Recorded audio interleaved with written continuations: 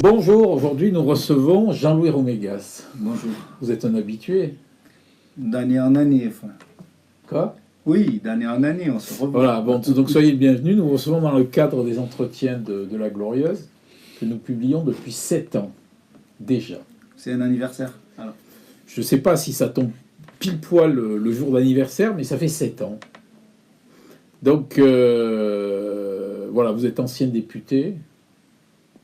Aucune fonction d'élu aujourd'hui? Toujours? Aucune fonction d'élu, non. Donc vous êtes redevenu militant de base. Voilà. Vous êtes porte-parole du groupe ELV Montpellier. Tout à fait. Vous voulez rajouter quelque chose à la présentation? Je travaille aussi. Accessoirement? Vous n'êtes pas à la retraite? Accessoirement, principalement. Vous n'êtes pas à la retraite? Non, pas encore. C'est quoi votre travail? Je travaille en prévention santé. En fait, je suis responsable d'un centre de ressources en prévention santé de l'éducation nationale, mais qui est à l'Institut du cancer, à Épidore, puisqu'il y a un partenariat en fait entre l'Institut du cancer et l'Académie pour créer des outils de prévention en matière de santé. On travaille sur les questions de santé environnementale, par exemple, l'alimentation. Mais... Parce qu'à la base, vous êtes instituteur, ça fait combien de temps que vous avez plus vu d'élèves? Ça fait combien de temps que vous n'avez plus vu d'élèves? J'en vois de temps en temps, mais de classe, que je n'ai plus de classe, c'est-à-dire avant j'ai eu mon mandat de député, donc ça fait une dizaine d'années. D'accord. Donc avant de passer aux questions, on va parler de la une du prochain numéro de la Glorieuse. Donc on revient sur l'agence économique, ça y est, au bout de 3 ans, ils ont trouvé une solution. L'agence économique, la rue moins à la rue, en titre. Pendant 3 ans, il a attendu, ce pauvre Alex. Voilà, ensuite, et donc l'avocat, on fait monter un peu l'avocat Alain Scheuer, là, qui appelle à la révolte du système des copains. Est-ce qu'on a raison? Est-ce qu'on a raison? Le système des copains, ça vous inspire quoi? Je pense que ça doit dépendre des secteurs. Je ne sais pas si on peut parler de ça en général, mais il faut... Dans la politique. Ah, oui, dans la politique, ça existe. Ça existe. Non, mais, merci, non, mais même, merci quand même. Non, mais même dans l'activité, dans certains secteurs économiques, je pense qu'on peut se poser la question. Ouais. Mais ça dépend des secteurs. L'économie, c'est vaste. Bon, on va pas faire un sujet là-dessus. Alors, on revient aussi sur les finances, là, et l'emprunt à 3 milliards d'euros à taux variable que vient de prendre le maire pour éponger un peu toutes ses dettes. Parce que on fait un dossier sur le véritable coût de la gratuité. En fait, c'est pas 20, c'est pas 30, c'est pas 60, c'est 105 millions d'euros par an. Le vrai coût de la gratuité. Donc, ça, voilà. C'est un sujet qui m'intéresse. Vous savez que nous, on a pris position contre ce projet de gratuité depuis le début, dès qu'il avait été lancé. Mais pas spécifiquement pour une raison de coût. Il y a une raison de coût, bien sûr, parce que ça n'existe pas, la gratuité. En réalité, c'est le contribuable qui va payer pour l'usager. C'est nous tous, contribuables, qui allons payer. Mais c'est surtout que si la question, c'est de transférer des gens, des passagers de la voiture au tramway, ça n'est pas ça le critère déterminant. Moi, je ne prendrai le tramway s'il est fréquent, s'il est confortable, s'il est rapide. S'il faut attendre 1 heure pour avoir un tramway gratuit, ça ne m'intéresse pas. Je préfère un tramway payant avec des tarifs sociaux, bien sûr, des tarifs attractifs, mais payant, mais fréquent et efficace. Ouais. Et donc, c'est une fausse idée que de dire que la gratuité, ça va massivement déplacer des gens de la voiture au tramway. Ce qui déplace les gens de la voiture au tramway, c'est d'avoir des lignes partout, fréquentes, confortables, efficaces. Donc la gratuité, c'est une fausse bonne idée. C'est une idée que moi je trouve démagogique. Ou alors il faudrait avoir les moyens de financer en même temps les investissements dont je parle. Voilà, alors on revient aussi sur la séance photo, là, le clic-clac qui fait pchit. Qu'est-ce que c'est, ça ? Le maire a demandé, donc Michael Delafosse a demandé à tous les maires de venir à Prades-le-Lez, là, chez votre ami l'élu écologiste, la seule élue écologiste de la métropole, à Prades-le-Lez. Non, il n'y en a pas, il y en a une autre, c'est la maire de Muriel-les-Montpellier aussi, qui n'est pas encartée, mais qui Oui, mais elle n'est pas encartée. Oui, oui. Elle dit qu'elle est plus écologiste que l'autre, mais l'autre, c'est une vraie écologiste. C'est une compétition, mais en tout cas. Oui, alors donc la séance photo, ça a tourné vinaigre. Voilà. Il y a beaucoup qui ne voulaient pas se prendre en photo avec le maire pour la gratuité. D'accord. Ensuite, on revient sur l'histoire de tramway aussi, toujours dans le même secteur, à Clapiers. On fait une enquête de voisinage pour savoir si les gens sont contents d'avoir une grosse station d'arrivée de tramway dans un quartier tranquille, où il y a des villas, où il y a des gens qui habitent dans les bois. Et apparemment, ça passe mal. Là où le tramway passe, la quiétude trépasse. C'est peut-être un peu expéditif comme formule. Ah ben le voisinage, il n'est pas très content. Hein. Voilà, donc Jean-Louis Roumégas. Voilà. Est-ce que vous étiez hier au rassemblement contre l'antisémitisme? Non, je ne pouvais pas pour des raisons familiales, mais on appelait à participer au niveau national à ces manifestations. Est-ce que vous étiez samedi à celui des... Non plus, pour la même raison. Ce week-end, je n'étais pas disponible, mais j'ai été le samedi d'avant à la manif en soutien à une solution juste et durable, c'est-à-dire avec 2 États, un pour les Palestiniens, et à l'arrêt aussi des massacres de civils. Alors, lors des dernières journées de Jérusalem, le maire avait fait un discours très pro-Israël, à tel point que les élus verts, dont votre ami Manu Reynaud, s'en étaient émus. Oui, mais je suis d'accord avec eux. Je trouve que la position du maire n'est pas très républicaine et même pas conforme aux décisions internationales. On ne peut pas soutenir, par exemple, Israël quand il colonise contre les résolutions internationales et quand il fabrique une situation de guerre perpétuelle. Parce que, bien sûr, il fallait hier être à la manifestation contre l'antisémitisme. Et il fallait aussi afficher un soutien aux victimes du 7 octobre, les victimes du Hamas. Mais pour autant, on ne peut pas oublier la politique de Netanyahou qui fabrique des terroristes lui-même en soutenant les véritables massacres qui ont lieu à Gaza et en Cisjordanie. En Cisjordanie aussi, puisqu'il y a des colonies, les droits des Palestiniens ne sont pas respectés. Et tout ça contre le droit international. Et c'est dommage qu'un élu... C'est vrai qu'on avait tous communiqué pour trouver dommage que le maire de Montpellier soit aussi peu équilibré dans ses prises de position. Alors, votre ami Marine Tondelier aussi, Fabien Roussel et Olivier Faure se sont fait prendre à partie là, dans la manifestation parisienne contre l'antisémitisme. Certains leur reprochent leur appartenance à la NUPS. Et donc leur trop grande proximité avec Jean-Luc Mélenchon. Une remarque? Je trouve ça déplacé, il ne faut pas tout confondre. La NUPS, ce n'est pas une seule organisation politique, c'est un accord électoral qui a eu lieu au moment des législatives. Après, chacun garde ses positions. Marine Tondelier a été absolument claire sur le Hamas et dans sa lutte contre l'antisémitisme. D'ailleurs, on a un des seuls partis qui a un groupe de travail sur l'antisémitisme à l'intérieur du parti, qui fait un travail régulier et efficace sur cette question. Voilà, alors, j'ai pas le numéro de la semaine, là, parce qu'il va paraître demain. Par contre, j'ai le numéro de la semaine dernière de La Glorieuse. Hein. Je fais un peu la pub du numéro. Il n'y en a pas besoin, parce qu'il s'est bien vendu. Alors, dans ce numéro, il y a 4 articles sur le tronçonnage d'arbres dans la métropole et à côté de la métropole. Donc, il y a un article « Croix d'argent, paix menacée d'être arrachée. Monsieur le maire, je vous déteste ». Il y a un article « Beaux-Arts, paradis de l'urbanisation ». Il y a un article sur les dessous d'une destruction d'une forêt à Mollio. Et il y a enfin un article sur un collectif qui est né pour une ville plus nature au plan des 4 seigneurs. Donc ma question est simple, à quoi servent les écologistes municipaux s'il y a tant de problèmes avec les arbres?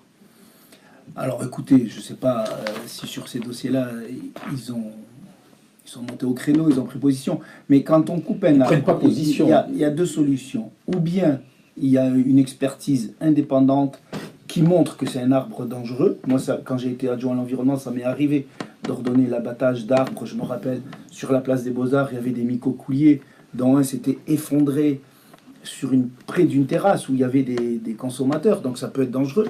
Mais je me rappelle qu'on le faisait toujours après une expertise indépendante qui disait non, là il y a vraiment danger, il faut abattre. Dans des situations comme ça, on peut l'admettre. Sinon, il faut préserver le patrimoine arboré de la ville. Et dire qu'on va couper des arbres pour faire une route ou un bâtiment et qu'on va replanter ailleurs, tout le monde le sait, c'est une arnaque. Un arbre qui a 50 ans ou 100 ans, il n'est pas remplacé même par 10 jeunes pousses qui vont, en termes d'émissions de CO2, de patrimoine, d'ombre, enfin. Voilà. Et le premier à l'avoir dit, c'est le grand spécialiste des arbres de Montpellier, que vous connaissez, Monsieur Allais, qui s'est exprimé très très clairement là-dessus. Alors, les arbres, oui, donc on coupe des arbres, et puis à côté, on plante à grand renfort de communication et d'argent public, des arbres sur la comédie. Oui. Alors, est-ce qu'il y a un véritable intérêt écologique de planter des arbres sur la comédie? J'avais fait un communiqué à l'époque, je crois que les arbres vont arriver bientôt, j'en profite pour m'exprimer, c'est une honte, un pur scandale. D'abord, les arbres eux-mêmes vont coûter 200 000 euros, mais ça, c'est que les arbres. Mais les travaux pour construire les fosses, puisque vous savez qu'il y a 4 étages de parking souterrain à cet endroit-là, les travaux s'élèvent en millions d'euros. On n'a pas pu savoir la réalité. Il y a eu le chiffre de 40 millions d'euros, puis on nous a dit que c'était l'ensemble des travaux, puis 12 millions d'euros. Mais enfin, en tout cas, ça se chiffre en millions d'euros pour faire des fosses, mettre des arbres. Alors c'est complètement disproportionné. Avec ça, on pourrait verdir par exemple toutes les cours d'école, qui certaines sont des grilloirs pour nos enfants en plein soleil. Voilà, c'est tout ça pour une mesure symbolique, parce que le maire avait annoncé ça pendant la campagne et qu'il faut à tout prix qu'il ait raison. Donc moi je suis scandalisé parce que ça donne une image de l'écologie qui est complètement bling-bling, complètement artificielle, et qui coûte surtout une fortune. Est-ce qu'on peut dire que ces fosses sont une lubie de la fosse? C'est une lubie de la fosse, totalement. Ouais. Alors aujourd'hui, ça pèse quoi les écologistes concrètement, électoralement? Moi je crois que les écologistes pèsent beaucoup à Montpellier, on l'a vu dans des tas c'est du lourd du scrutin, mais que ce qui leur a nuit, c'est les divisions du passé. Et c'est ça, dans l'avenir, il va falloir reconstruire un projet crédible et clair. Bon, après, il y aura peut-être des gens qui individuellement ne suivront pas, mais ça, c'est pas grave. Alors, 70% du parti est contre la ligne Manu de la Fosse. Oui, les 2 dernières assemblées générales sur Montpellier, on peut dire que 70% des adhérents ont voté pour des motions qui prenaient les distances avec l'idée qu'on serait dans une mairie écologiste. On n'est pas dans une mairie écologiste. On est dans une mairie qui fait un peu d'écologie, par exemple sur le vélo, les pistes cyclables. On peut dire que là, il y a un effort qui est fait, mais c'est vrai partout en France. C'est vrai partout en France. Par contre, la vision globale de la ville, je veux parler de l'urbanisme, quel projet pour la ville et pour la métropole, là on est toujours dans la vision qu'avait dessinée Georges Frêche, c'est-à-dire celle des grands travaux, de la bétonisation, et il n'y a pas eu de réorientation du projet urbain. J'ai fait une conférence avec des chercheurs sur le changement climatique et l'effet sur le littoral et comment ça impacte la métropole de Montpellier. Tous les chercheurs sont unanimes. Ça va impacter fortement la métropole de Montpellier, la montée des eaux, avec les zones inondables qui vont être modifiées. Et on fait comme si ça n'existait pas. On continue la marche forcée vers la mer avec des projets d'urbanisation énormes au centre encore de la métropole, là, sur la partie le trait de côte, Montpellier et la mer. Le trait de côte, il va être modifié. Le trait de côte va être très fortement modifié. C'est-à-dire que les villas en front de mer à Palavas, les villes en front de mer seront quasiment des îles qu'on devra protéger de la montée des eaux. Les quoi? Palavas, Carnon, toutes ces zones-là. Ça va devenir des îles? Quasiment. Enfin, c'est-à-dire des presqu'îles. Elles vont être, on va endiguer, on va protéger. Je parle à 50 ans, c'est ça. Et les cordons vont bouger. Les cordons dunaires, les cordons lagunaires vont bouger. Et très certainement, la mer va rentrer. Bon, on va pas faire l'histoire du cordon, littoral c'est que ça va dans 50 impacter ans. aussi la métropole de Montpellier, parce que ça veut dire que les zones d'inondabilité remontent, évidemment, en même temps que la mer. Et on construit dans des zones qu'il faudrait préserver aujourd'hui. Il faudrait arrêter cette marche forcée. Et puis le deuxième problème, là où ça n'est pas écologique, c'est qu'on continue à concentrer dans ce centre de la métropole, hein, c'est Montpellier et le sud de Montpellier, toutes les activités, à la fois le commerce, les activités économiques et maintenant du logement. Et on sait qu'à Montpellier, le problème, c'est justement les déplacements vers ce centre. Le matin, hein, tout le monde rentre vers le centre et le soir, on ressort vers la périphérie. Et on aggrave les problèmes de transport. On va revenir sur le transport. Quelle est la différence entre ELV et les ELV? Enfin non, maintenant ça s'appelle les écologistes. Hein. On ne parle plus d'ELV. Hein. Le sous-titre, ça reste ELV. C'est les écologistes, sous-titre Europe Écologie Les Verts. Voilà, entre ELV et ELV municipal. Quelle est la différence? ELV municipal, non. Il y a un groupe d'élus dans lequel il y a des élus écologistes qui sont soit membres de ELV, soit membres de rien du tout, soit de Génération Écologie. Enfin, il y a plusieurs. C'est un regroupement d'élus dans lesquels il y a une majorité d'Europe Écologie Les Verts, mais il y a aussi des élus qui ne sont pas Europe Écologie Les Verts. Donc c'est un groupe qui s'appelle Choisir l'écologie. Et ensuite, vous avez le parti avec ses militants, ses adhérents, ça représente à peu près 250 adhérents, qui lui prend les positions du parti et décide de sa stratégie au municipal, des positions de fond du parti, etc. Et donc ce groupe, il s'est désolidarisé des écologistes. Non, ça dépend des élus. Disons qu'il y a une ligne politique qui s'est distinguée de l'expression du président du groupe, des élus, qui lui est très proche de quoi de Monsieur Delafosse. Je cherchais son prénom. et donc, alors que le parti est plutôt sur une ligne de prise de distance, en disant tout ce que fait la ville n'est pas écologiste, et il faut à tout prix savoir appuyer ce qui est positif, mais aussi avoir sa liberté de parole. Bon, il se dit que Coralie Mention là, supporte de moins en moins Manu Reynaud, qui vient de prendre une sanction disciplinaire. Vous avez des informations là-dessus? Ou disons que ça c'est un sujet qui concerne la région, l'instance disciplinaire c'est la région. Honnêtement, j'ai pas envie de m'exprimer sur des sujets disciplinaires. Enfin, vous confirmez. Oui, c'est le cas, mais je préfère parler de sujets politiques de fond que de questions disciplinaires.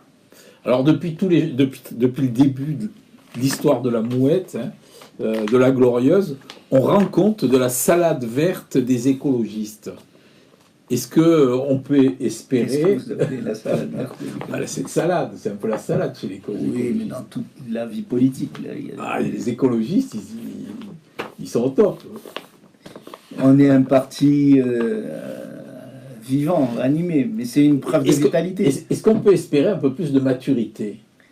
Il faut l'espérer. Ça, c'est vrai que les électeurs attendent, je pense, des lignes solides, concrètes et c'est un peu pour ça qu'il y a eu cette refondation d'ailleurs qui s'appelle les écologistes.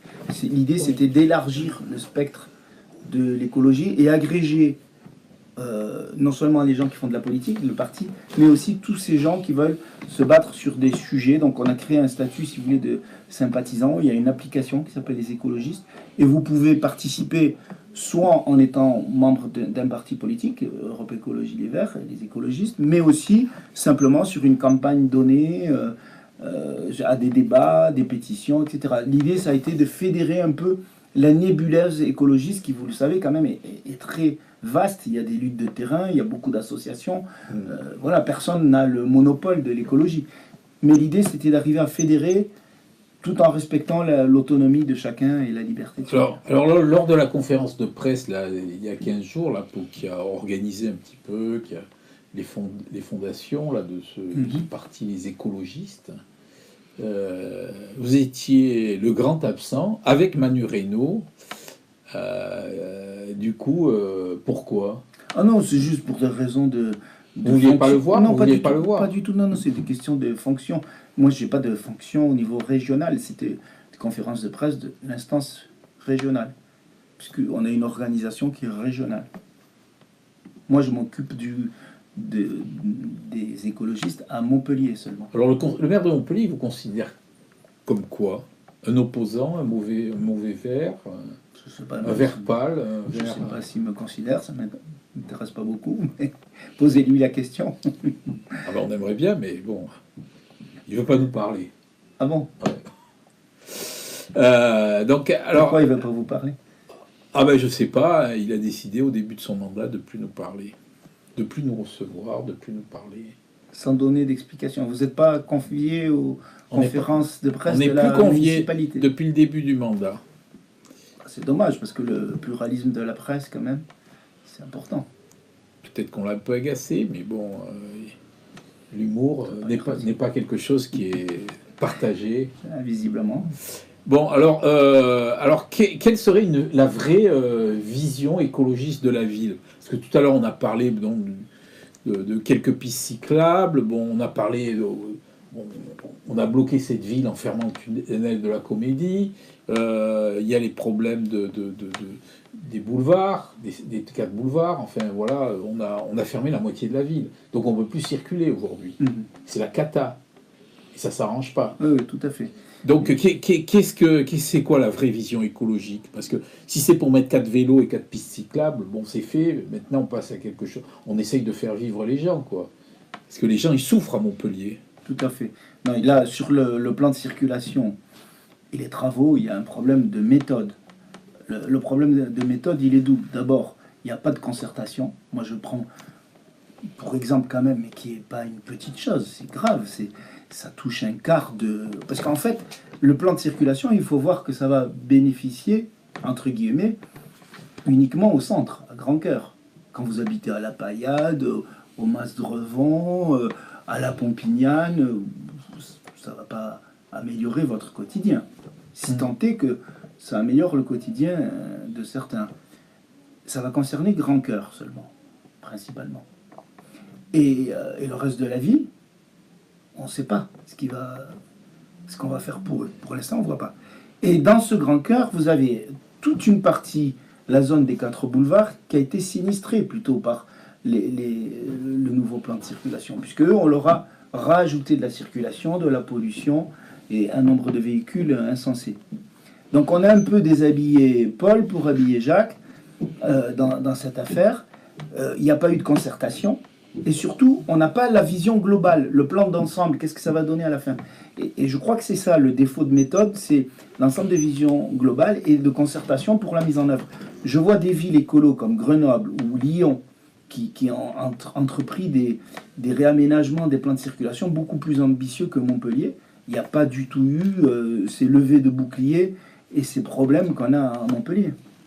Donc vous êtes contre les transports gratuits. Est-ce que vous êtes pour la réouverture du tunnel de la Comédie? Non, ça pas nécessairement. Ça peut être. Si ça dépend, que le tunnel de la Comédie pour traverser la ville et aspirer du transit, ça on comprend qu'il ait été fermé. D'ailleurs, le collectif des 4 boulevards, vous remarquerez, qui conteste le plan de circulation, n'a pas contesté ce point-là. Je suis d'accord avec eux. C'est pas ça le problème. Le problème, c'est qu'il n'y a pas de vision d'ensemble sur le plan de circulation et qu'on a parfois déplacé les problèmes, mais pas amélioré l'ensemble sur l'ensemble de la ville. Ce qui m'intéresse, c'est aussi les quartiers périphériques. Qu'est-ce qu'on va faire pour les quartiers périphériques? Ça, on ne le voit pas. Et surtout, au-delà des transports, parce que pour le vélo, on peut dire qu'il y a des choses qui avancent. Il y a eu la prime vélo, il y a un vrai... des pistes cyclables comme il n'y en a jamais eu. Ça, on ne peut pas dire que ça n'avance pas. Mais par contre, c'est la vision de la ville. C'est-à-dire, si tous les efforts que vous faites en matière de déplacement, vous les annihilez par du béton supplémentaire et un afflux de population supplémentaire, ça sert à quoi? C'est juste pour justifier un peu plus de construction, un peu plus une population qui augmente? Non, c'est ça. Là. Et ce qui manque, c'est la vision de l'urbanisme. Et moi, je dis qu'il faut mettre un coup d'arrêt à cette croissance exponentielle de la ville, surtout au centre, et qu'il faut développer une autre vision de l'urbanisme. Alors, ça tombe bien que vous parliez d'urbanisme, je rebondis, excusez-moi. Je vous en prie. Pourquoi sur tous les gros dossiers de l'urbanisme, les verts municipaux, dont Coralie mentionne, dont c'est le portefeuille, sont inexistants? Je dirais, je ne serais pas aussi sévère que vous. Je pense que Non, parce que ça construit à Montpellier de façon exponentielle. Non, mais Coralimentation se bat pour essayer de faire respecter le zéro artificialisation. Oui, non, mais ça c'est acté. Mais sur la construction, sur la bétonisation. Par contre, là où elle n'a pas la main, où c'est le maire et son outil qui est la SERM qui décide de l'urbanisation, là, malheureusement, elle n'a pas la main.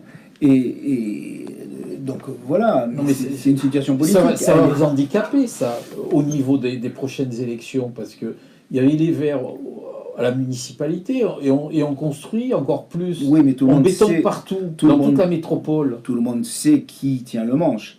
Oui, mais enfin, les Verts sont là. Il faudrait qu'ils réagissent. Moi, je souhaite qu'ils se démarquent davantage, qu'ils réagissent. Oui, là-dessus, je suis d'accord. C'est ce que fait le parti et qui leur demande de le faire aussi. Quelle est la ligne de la dernière AG des Verts? La ligne de la dernière AG, c'est pas compliqué. Il y avait 3 motions.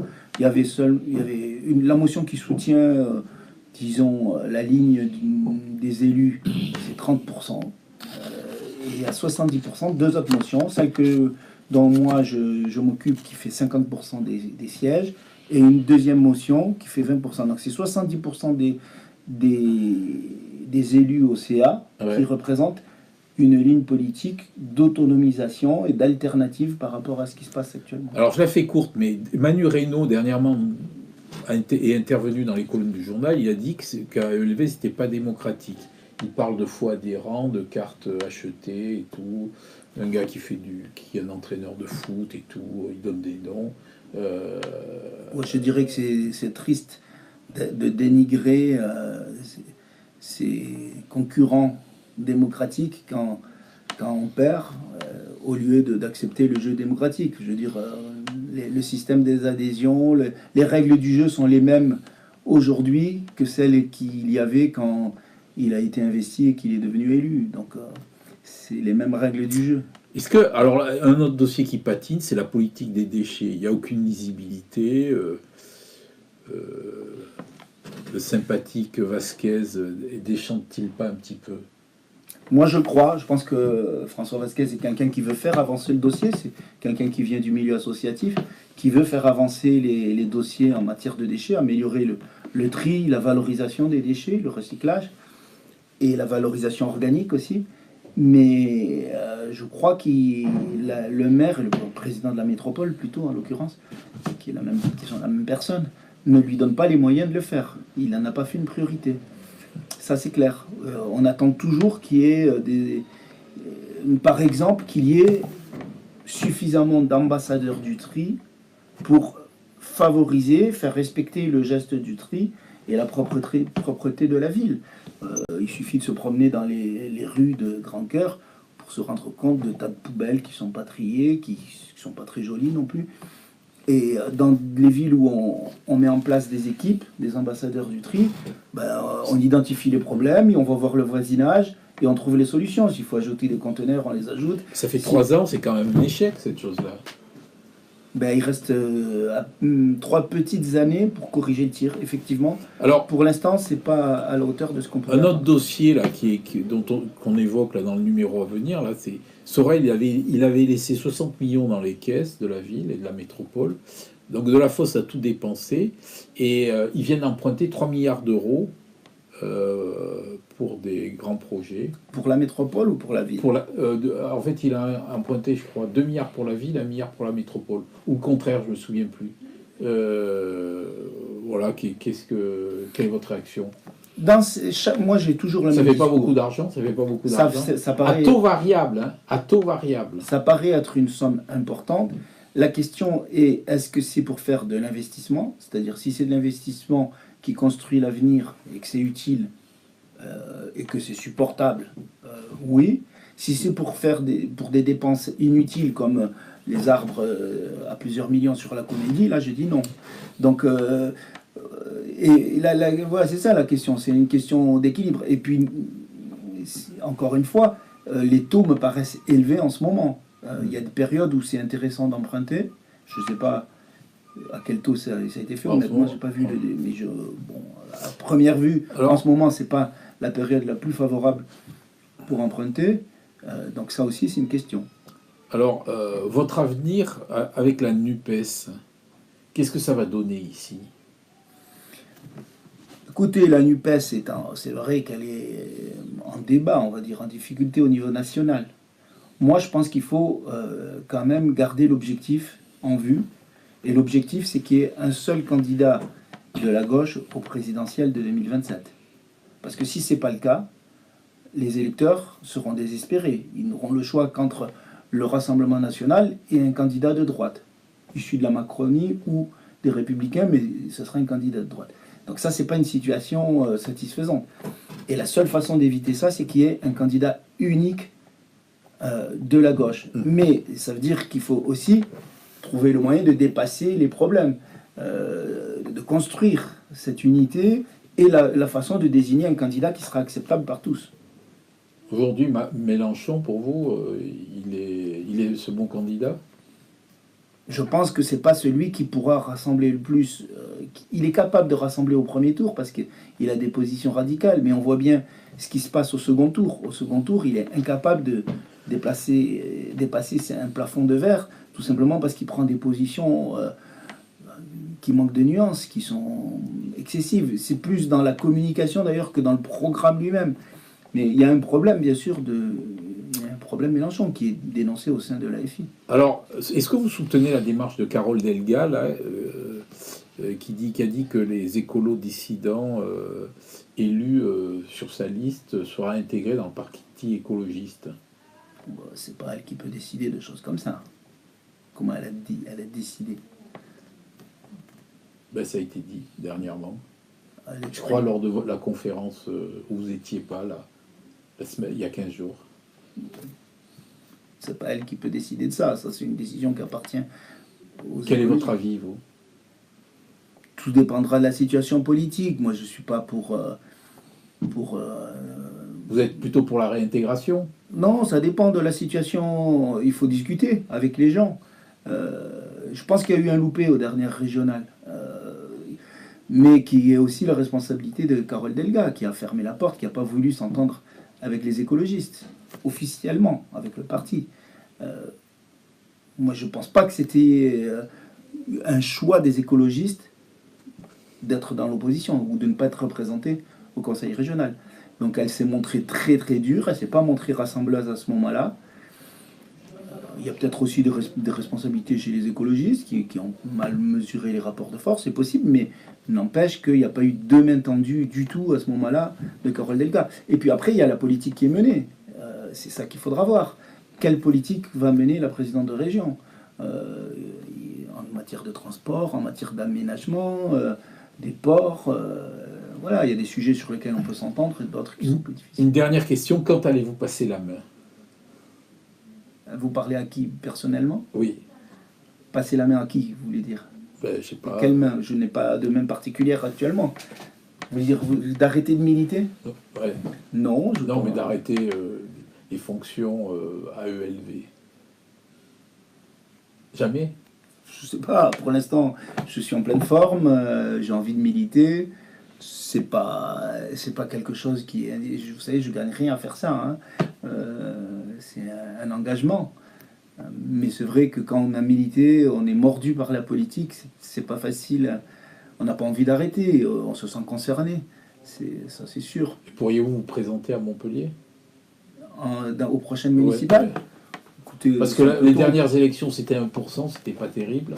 Oui, mais si je ne représentais pas le parti écologiste, nous confondons pas tout. Je ne représentais pas ELV. Vous représentiez qui? Non, rien. Vous-même? Une candidature indépendante, hein, bien sûr. Non, la situation est complètement différente. Donc on verra. On verra d'ici là. Vous êtes candidat quand même. Pour vous. Non, pas pour l'instant, mais on verra d'ici là. Enfin, on a le temps de voir pour les municipales à Montpellier ce qu'on va faire. Pour l'instant, moi, ce que je veux, c'est construire une ligne politique qui n'abandonne pas les fondamentaux de l'écologie. On a parlé de certains dans cet entretien sur l'urbanisme et une vraie vision de la ville. On verra le moment venu ce qu'il convient de faire en termes de stratégie. En tout cas, je défendrai une affirmation de l'écologie autonome et qui a l'ambition de gouverner et pas d'être une force d'appoint